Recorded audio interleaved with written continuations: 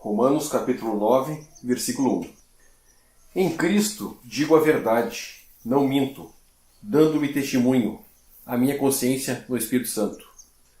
Tenho grande tristeza e contínua dor no meu coração, porque eu mesmo poderia desejar ser separado de Cristo, por amor dos meus irmãos, que são meus parentes, segundo a carne, que são israelitas, dos quais é a adoção de filhos, e a glória, e os concertos, e a lei, e o culto, e as promessas, dos quais são os pais, e dos quais é Cristo, segundo a carne, o qual é sobre todos, Deus bendito eternamente. Amém.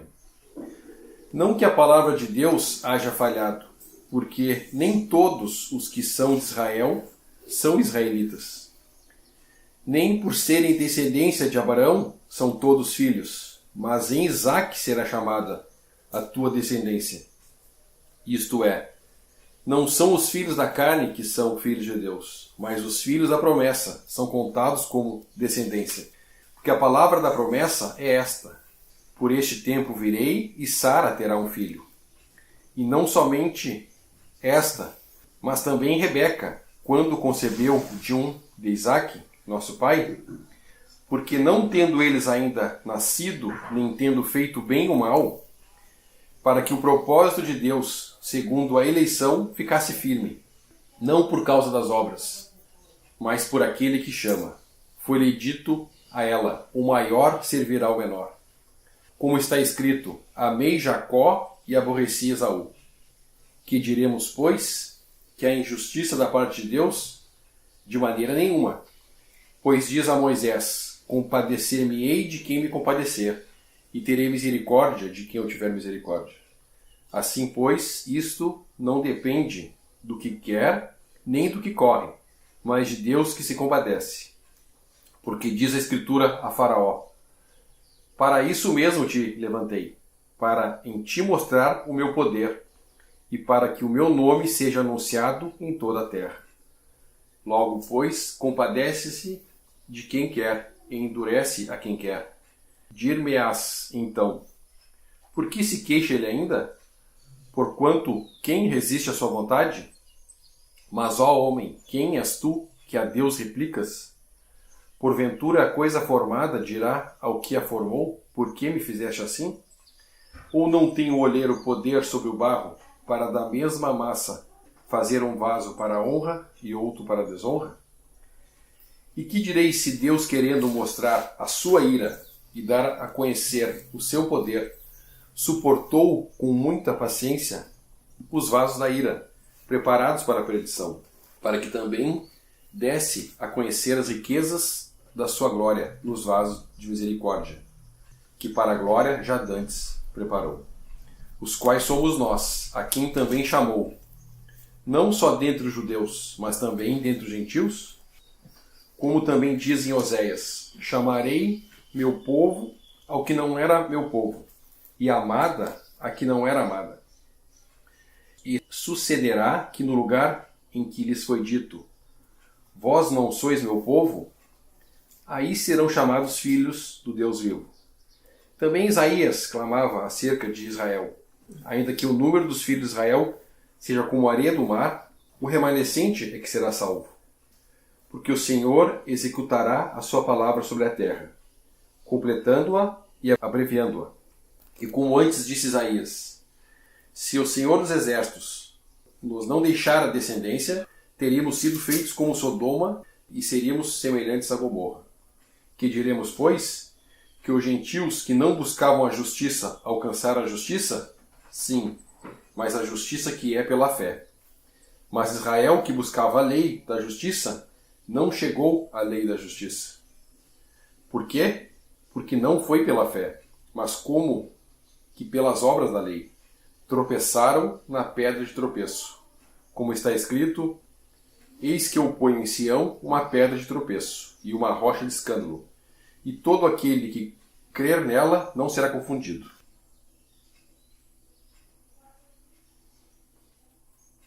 No capítulo 8, nós encerramos ali uma divisão da Carta de Romanos, a apresentação do Evangelho da Graça, Até capítulo 8, Paulo vem ensinando esse evangelho.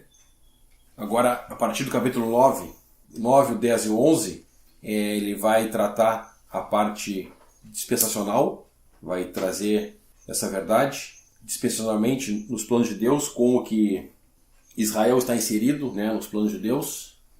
É bem precioso essa porção, porque vai de encontro ao que é ensinado hoje, que a igreja é a sequência de Israel, né, que nós somos Israel hoje, né, como igreja. É um erro doutrinal isso. Apesar de Paulo ter trazido uma nova dispensação, Deus tem planos ainda para Israel, e Paulo vai trazer esse assunto a partir desse capítulo 9.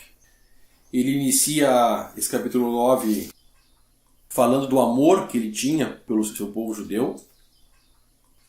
Versículo 3, porque eu mesmo poderia desejar ser separado de Cristo por amor de meus irmãos, que são meus parentes segundo a carne, que são os israelitas, dos quais ele vai falar das bênçãos deles.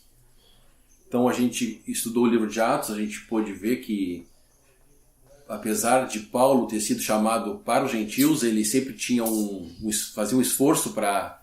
Ele ia nas sinagogas, sempre que chegava numa cidade, ele ia na sinagoga pregar o evangelho para aqueles judeus.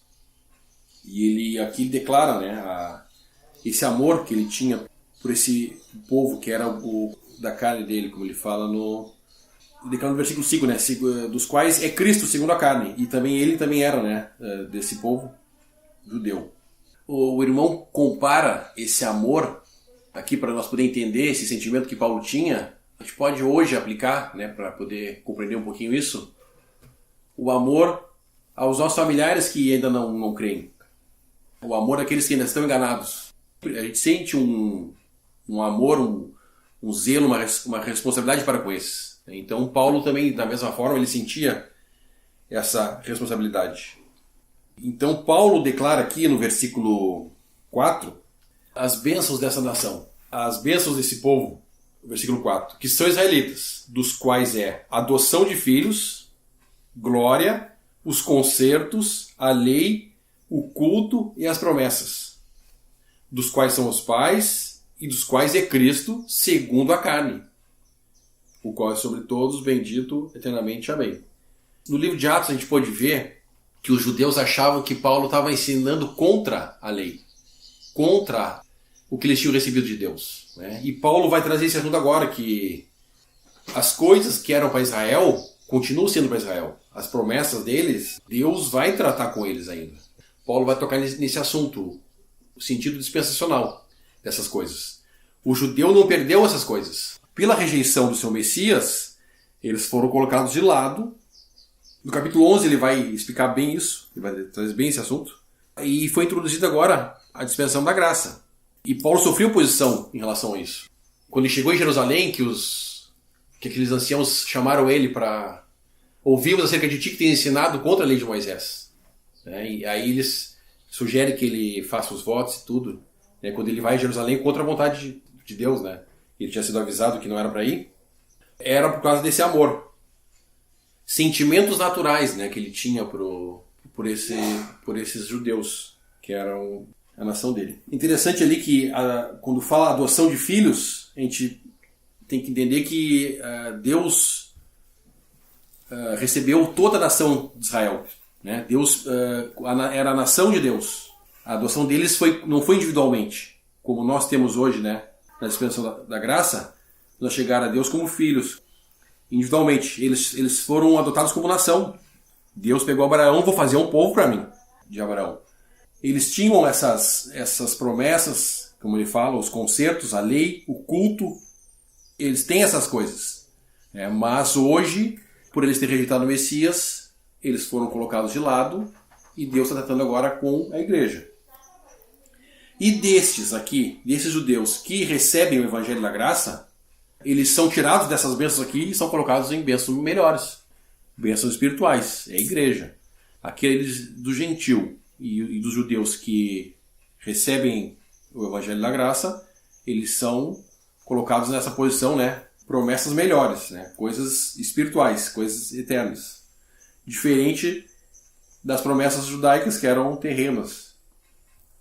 Até o capítulo 8, Paulo traz que todos estão debaixo do pecado.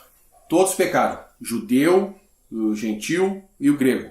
E agora, tudo que eles tinham recebido, como é que ficou essas coisas? Aí Paulo começa no versículo 6. Não que a palavra de Deus haja falhado, porque nem todos os que são de Israel são israelitas. Então, poderia haver o argumento, tá aí, e agora as promessas? Então Paulo vai trazer luz sobre esse assunto. A palavra de Deus não falhou. Deus colocou eles de lado pela própria tropeço deles. Que é o último versículo, é o 33.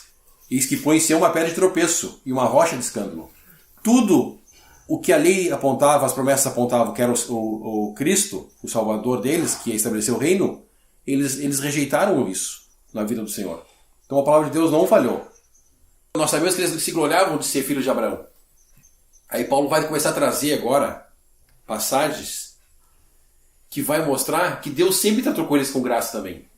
Eles tinham a impressão que era pela obediência deles. Mas sempre foi graça. Sempre foi por graça. Paulo vai começar a trazer as passagens. Nesses 3 capítulos, há mais de 30 referências ao Velho Testamento. Então, Paulo vai argumentar bastante com passagens do Velho Testamento. Versículo 7. Nem por serem descendência de Abraão são todos filhos, mas em Isaque será chamada a tua descendência. Isto é, não são os filhos da carne que são os filhos de Deus, mas os filhos da promessa são contados como descendência. Então, aqueles judeus que se gloriavam, né, de serem descendência de Abraão, os filhos de Ismael, que foi o primeiro filho, também poderiam se gloriar. E os judeus não aceitavam isso. Então, como que eles não aceitavam os filhos de Ismael e eles se gloriavam de ser filho de Abraão? Foi por graça. Deus escolheu. Deus escolheu. Deus fez a promessa. 9. Porque a palavra da promessa é esta. Porque este tempo virei e Sara terá um filho. Mas poderia haver um argumento. Não. Abraão, por sua própria vontade, pegou a escrava, era uma serva, e em desobediência teve um filho. Então esse não pode ser. Aí Paulo vai trazer agora o caso de Isaque. E não somente esta, mas também Rebeca, quando concebeu de Isaque, nosso pai. Agora, Rebeca não eram 2 mães, como era Isaque e Ismael. Agora era a mesma mãe, era Rebeca. Ela ficou grávida de gêmeos. 11. Porque não tendo eles ainda nascido, nem tendo feito bem ou mal, para que o propósito de Deus, segundo a eleição, ficasse firme, não por causa das obras, mas por aquele que chama. Foi-lhe dito a ela, o maior servirá ao menor. Agora 2 irmãos, que pela lei, o primogênito que dava a bênção, era o primogênito. E Deus está dizendo aqui que, versículo 12, o maior servirá ao menor. Deus está invertendo as coisas aqui. Então, Deus está sendo soberano na escolha. Não pela obediência. É bem claro ali no versículo 11. Segundo a eleição, ficasse firme, não por causa das obras, mas por aquele que chama. O maior servirá ao menor. E aí ele cita uma passagem lá, antes deles nascer, e no versículo 13 é uma passagem em Malaquias. Como está escrito, amei Jacó e aborreci Esaú. Que diremos, pois, a injustiça da parte de Deus? De maneira nenhuma. Então poderia vir, se Deus escolhe, Deus está escolhendo, então Deus é injusto com aquele que não foi escolhido. Mas nós temos que ter em mente o que Paulo trouxe antes, lá, até o capítulo 8. Todos pecaram e destruição da glória de Deus. Não há quem busque a Deus, nenhum sequer. Todos foram encerrados debaixo do pecado. E o judeu tinha esse pensamento de se gloriar nas coisas que ele já tinha, dos privilégios que eles tiveram de ter recebido a lei. Mas eles eram mais responsáveis do que os gentios, muito mais. E mesmo assim, os privilégios que eles tiveram não adiantou nada. Eles tropeçaram no Cristo. E agora o próximo versículo 15. Pois diz a Moisés, compadecer-me-ei de quem me compadecer, e terei misericórdia de quem eu tiver misericórdia. Esse versículo aqui, Deus falou para Moisés depois que eles adoraram o bezerro de ouro, depois que Moisés desce com as tábuas da lei, e eles adoraram o bezerro de ouro, no próximo capítulo Deus traz essa verdade. Compadecer-me-ei de quem me compadecer, e terei misericórdia de quem eu tiver misericórdia. Porque todos tinham caído na idolatria. Pela justiça, Deus poderia ter exterminado todos ali. Deus tratou eles com graça. Por que Moisés quebrou as tábuas da lei quando ele desceu? Porque se ele leva as tábuas da lei no meio do povo, o povo teria sido consumido. Não, se ele leva ali, Deus ia ter que executar juízo. Então ele quebra as tábuas da lei e guarda dentro da arca depois as outras. Porque se ele chega com as tábuas da lei e entra no meio do povo, o povo ia ser consumido, porque eles tinham caído no primeiro mandamento. Então, Paulo está trazendo essas passagens, esses episódios do Velho Testamento, para derrubar esse orgulho espiritual que os judeus tinham. Né? Deus tratou com vocês com misericórdia sempre tratou por misericórdia. Não foi por obediência, sempre foi com misericórdia. Então esse versículo 15 ele é oposto ao nosso pensamento. Né? A gente não quer aceitar que Deus é soberano no que ele escolhe. Compadecer-me-ei de quem me compadecer, e terei misericórdia de quem eu tiver misericórdia. Assim, pois, isso não depende do que quer, nem do que corre, mas de Deus que se compadece. Então ele cita essa passagem, né, de que eles caíram na idolatria, bem no início, que eles tinham sido resgatados do deserto. Moisés vem trazer a lei, eles tinham caído na idolatria. Deus poderia ter ali exterminado todos, não ia ter. Porque ele está argumentando ainda, no versículo 14, né, a injustiça da parte de Deus em escolher? Não. É Deus demonstrando amor, porque se Deus não escolher alguns, todos iam se perder. Então Deus, na sua soberania, no seu amor, na sua misericórdia, ele vai se compadecer de alguns. Graças a Deus, né? Graças a esse amor de Deus que nós podemos ser alcançados, né, pelo Evangelho da Graça e nos achegar a Ele, né? Por Ele ter se compadecido de nós. Ele cita mais um caso, né? Foi quando eles foram tirados do Egito, vai citar Faraó. Porque diz a Escritura a Faraó: para isso mesmo te levantei, para te mostrar o meu poder e para que o meu nome seja anunciado em toda a terra. Logo, pois, compadece de quem quer e endurece a quem quer. Nós temos uma certa dificuldade em aceitar isso, aceitar a soberania de Deus.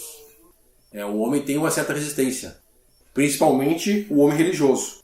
Mas essas duas coisas correm juntas, a soberania de Deus e a responsabilidade do homem. Elas correm juntas, em paralelo. Até a figura que é dada para exemplificar isso são dois trilhos que estão correndo um do lado do outro. A gente olha lá, parece que se junta, mas não, elas correm sempre paralelo. Capítulo 9, ele vai tratar sobre a soberania de Deus, e o 10 ele vai falar sobre a responsabilidade para com o homem. Versículo 19. Dir-me-ás, então, por que se queixa ele ainda? Portanto, quem resiste à sua vontade? Paulo está fazendo, né, a oposição, né, para ele trazer argumentos sobre a verdade. É bem interessante aqui essa pergunta. Quem resiste à sua vontade? Todos nós resistimos, né? O homem, ele é inimigo de Deus. Todos nós resistimos. Por isso que Deus teve que agir em soberania e intervir, né, nessa nossa resistência a Deus, essa nossa rejeição. Quando Deus chegou do jardim logo depois da queda, Adão corre. E hoje nós também, né, naturalmente nós não iríamos buscar a Deus, né? Deus teve que agir em nós, em amor.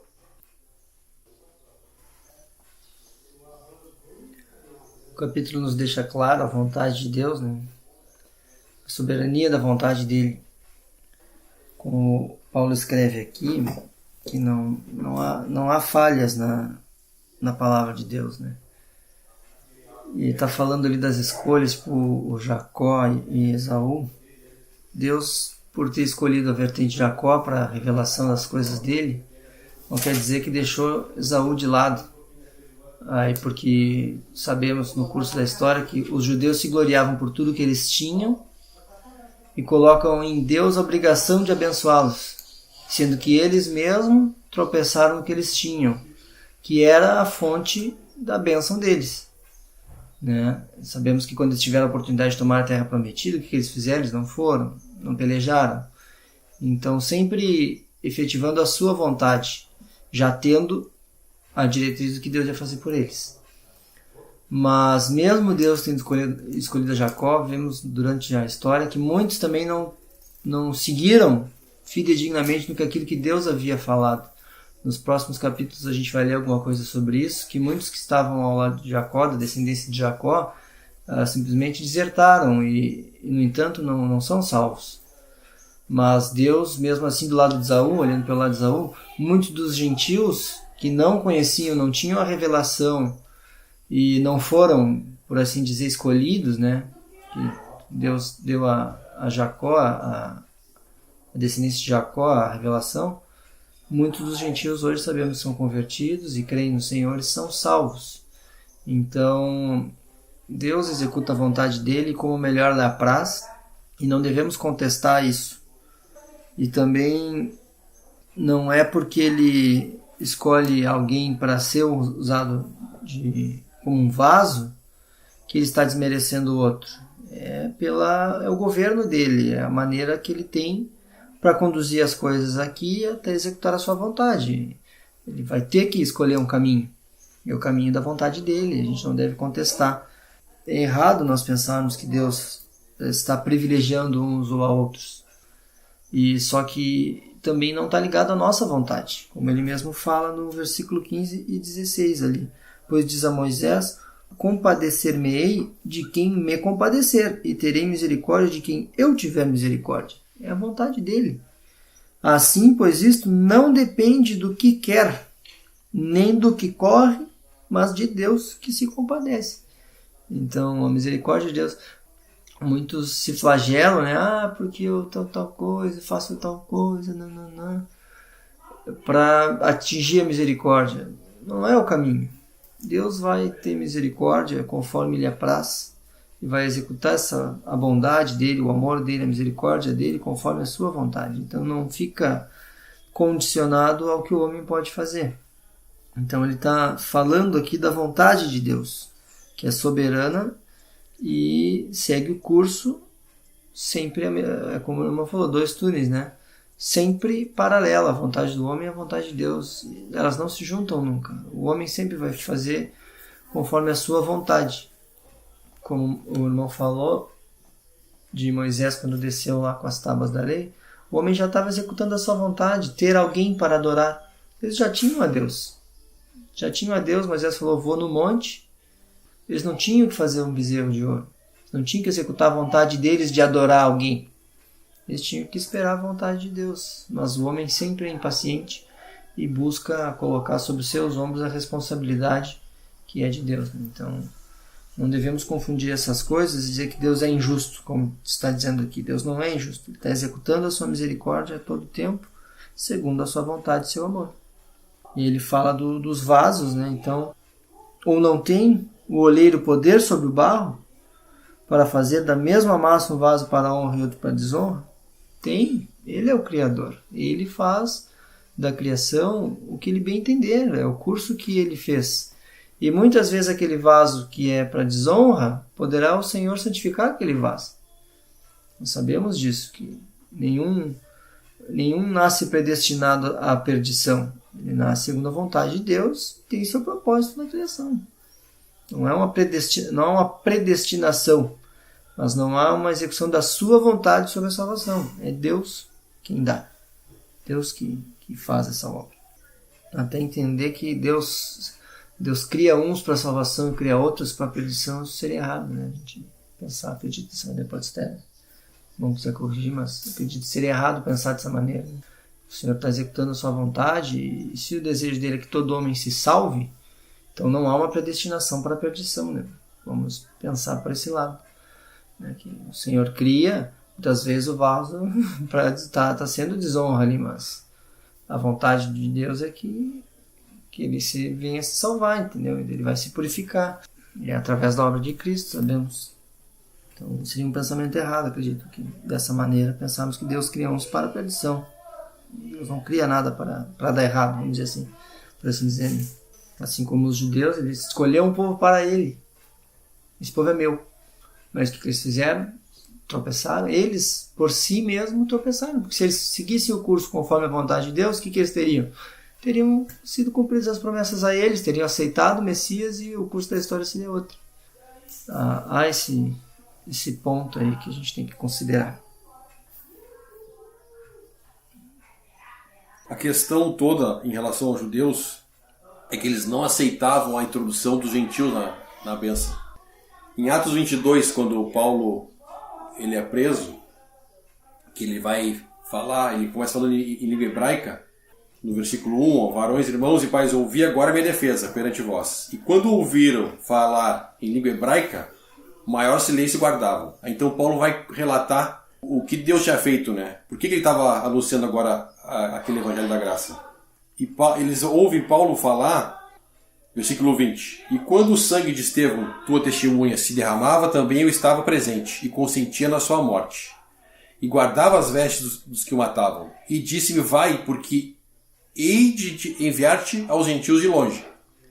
E ouviram até esta palavra, e levantaram a voz, dizendo, tira da terra o tal homem, porque não convém que viva. Então, a questão dos judeus, eles não aceitavam a introdução dos gentios na bênção de Deus.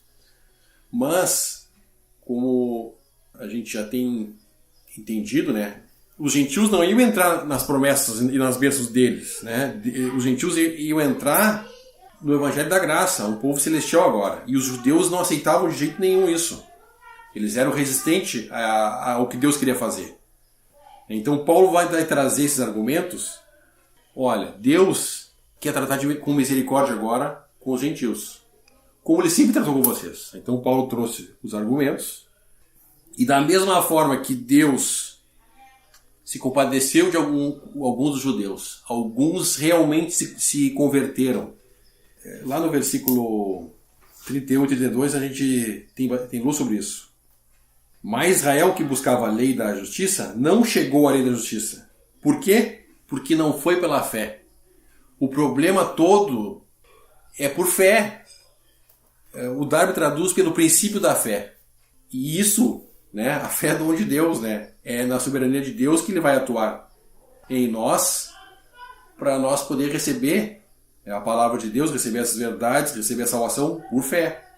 Então, e essa resistência dos judeus para com os gentios era mais um tropeço para esse... mais um agravante, né? Eles já tinham esgotado já todas as chances que eles tiveram quando crucificaram o Messias. E mesmo assim, eles seguem fazendo oposição, né, à vontade de Deus. Deus quer alcançar agora os gentios por graça, por misericórdia.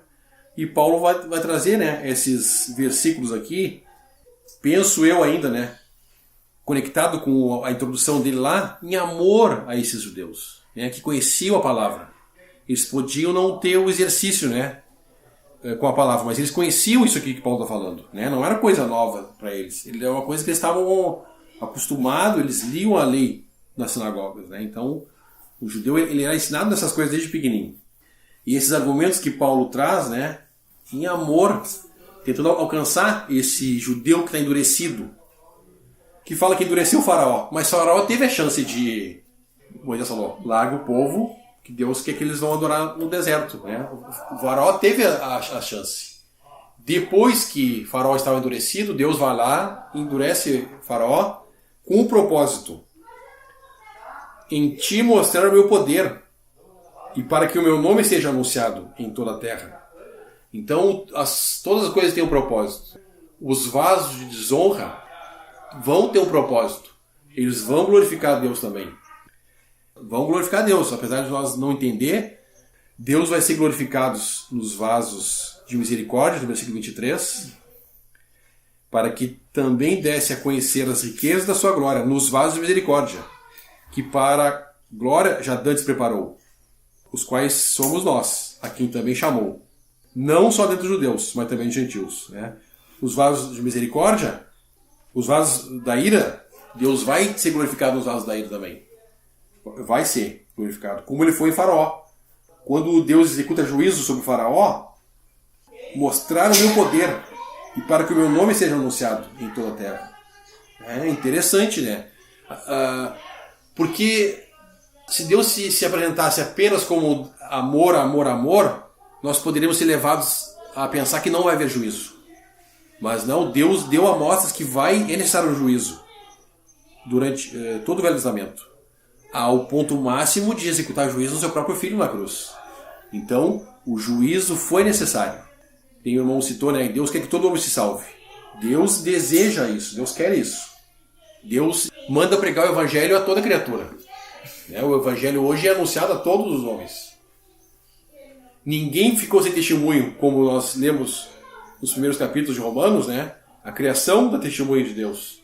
Deus não ficou sem testemunho. Então, o desejo de Deus é que o homem se chegue a Ele. O problema não vem de Deus, o problema é nós. É nós. Nós não queremos, nós fazemos oposição. Que fala que Deus suportou com muita paciência os vasos da ira. Deus suporta o homem. Pedro traz sobre isso. Por que Deus não executa juízo ainda hoje? Por que alguns dizem que é tardia o juízo? Porque Deus está aguardando que o homem ouça o evangelho e se salve. Deus aguarda em paciência. A gente pode achar esse versículo em Pedro. 2 Pedro 3, versículo 8. Mas, amados, não ignoreis uma coisa, que um dia para o Senhor é como 1000 anos, e 1000 anos como um dia. O Senhor não retarda a sua promessa, ainda que alguns a tenham por tardia, mas é longâmico para conosco, não querendo que alguns se percam, senão todos venham a arrepender-se. Deus, ele, como o citou, ele não preparou os vasos para a perdição. Deus criou Adão e Eva, e na queda, o próprio homem, nas suas ações, arruinou a criação. Nos tornou inimigos. Então, Deus agindo em amor e misericórdia, Ele vai salvar alguns. Ele vai salvar. Alguns, né, que são muitos, porque a palavra diz que a casa vai ficar cheia. Ainda há lugar. E força ao entrar, fala nos evangelhos. Então, a casa do meu pai há muitas moradas. Vou lhe preparar lugar. Então, Deus vai encher o céu, né, de filhos. Deus vai cumprir seus propósitos. Apesar do homem não querer, né? Apesar da nossa inimizade, apesar da nossa rejeição, Deus não se vai se frustrar nisso. Ele vai cumprir seus propósitos e vai salvar. E a questão toda é essa. O gentio agora foi introduzido na graça, no amor de Deus, na misericórdia. Depois que ele fala no 24, o quais somos nós, a quem também chamou, não só dentre os judeus, mas também dos gentios, como também dizem Oséias, chamarei meu povo ao que não era meu povo, e amada a que não era amada. E sucederá que no lugar em que lhes foi dito, vós não sois meu povo, aí serão chamados filhos do Deus vivo. Também Isaías clamava acerca de Israel. Ainda que o número dos filhos de Israel seja como a areia do mar, o remanescente será salvo. Então, pensando ainda na descendência de Abraão. Nem todos os filhos de Abraão tinham fé. Nem todos os filhos de Jacó tiveram fé. Os descendentes, né, da linhagem das 12 tribos tiveram fé. Alguns que foram tocados por Deus tiveram a fé. Ainda que os números dos filhos de Israel sejam como a areia do mar, o remanescente será salvo. Então aqui fala daqueles que foram exercitados pela fé. Porque o Senhor executará a sua palavra sobre a terra, completando-a, abreviando-a. Então, nos propósitos eternos de Deus, Ele fazia um povo semelhante ao seu Filho, demonstrar o seu amor por esses. Deus não vai se frustrar nisso, Deus vai fazer. Deus vai executar os seus propósitos. O Senhor executará a sua palavra sobre a terra, completando-a e abreviando-a. 29. É esse pensamento. E como antes disse Isaías, se o Senhor dos Exércitos não nos deixar a descendência, teríamos sido feitos como Sodoma e seríamos semelhantes a Gomorra.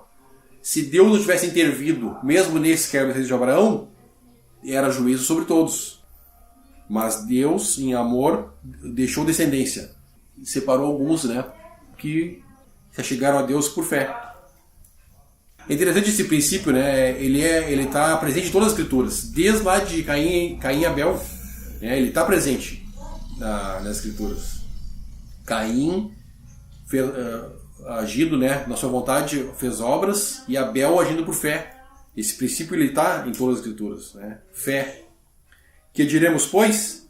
Os gentios que não buscavam a justiça alcançaram a justiça? Sim. Mas a justiça que é pela fé. Mas Israel, que buscava a lei da justiça, não chegou à lei da justiça. Os que eram mais iluminados, tinham mais revelação, alguns alcançaram. Mas, pensando no Evangelho, os gentios, quando Paulo vai aos gentios, os gentios recebem de coração aberto o Evangelho. Coisa que os judeus não fizeram. Pensando na nossa dispensação agora, né? Da mesma forma, né, que nos judeus, né, nem todos eram descendentes de Abraão pela fé, como no princípio da fé. Hoje, na nossa dispensação, existem muitos professos. A profissão cristã é muito grande. Nós corremos o mesmo perigo, né, que o povo judeu. Por ter as verdades, por ter os privilégios, nós somos mais responsáveis e podemos tropeçar naquilo que é para o nosso auxílio, né? Negar esses privilégios que nós temos quando nós não agimos no princípio da fé, quando não se chega a um exercício, né? E é fácil de acontecer porque aconteceu já isso com os judeus. Se repete isso na profissão cristã. Se Deus não tivesse guardado um remanescente, nós podemos aplicar esse versículo aqui, ó, de Sodoma e Gomorra a nós. Se o Senhor dos Exércitos nos deixasse descendência, teríamos sido feitos como Sodoma e seríamos como semelhantes a Gomorra. Se Deus não tivesse guardado nós pela fé, depois de tanto tempo, né, de cristianismo, professo, Deus guardando alguns pela sua soberania, pelo seu amor, nós teríamos caído, né, como a cristandade professa como um todo, né, caiu. Tem os princípios, tem o Senhor, de uma certa forma, intelectualmente, tem na palavra, mas esse mesmo Senhor vai ser de tropeço, né, para esses, né? O Senhor vai dizer naquele dia: Senhor, Senhor, não fizemos milagres em teu nome, não profetizamos em teu nome? E o Senhor vai dizer: afastai-vos de mim, vós que praticais iniquidade. Tem um pensamento que diz que não devemos estar perto da verdade, nós devemos estar na verdade, porque perto da verdade é perigoso. É perigoso porque a gente pode se tornar, né, como esses judeus caíram no erro que esses judeus caíram, e como a cristandade, né, professa, caiu também. E não ter o exercício pela fé. Não entender o que Paulo explicou até agora aqui. Graça. Todos encerrados debaixo do pecado, para toda a boca fique calada, né? Graça, o amor de Deus. Nós chegamos a Deus porque Ele nos amou primeiro. Pela sua graça, pela sua misericórdia. E todo aquele que crer nela não será confundido, falando ainda dessa rocha. Crer no que Deus fez. Crer nela, crer nessa rocha, é crer nos fundamentos que Deus colocou. A obra que Deus executou. É o Evangelho da Graça. Não será confundido porque Deus, na sua soberania, vai manter, né, aqueles que se achegam por fé.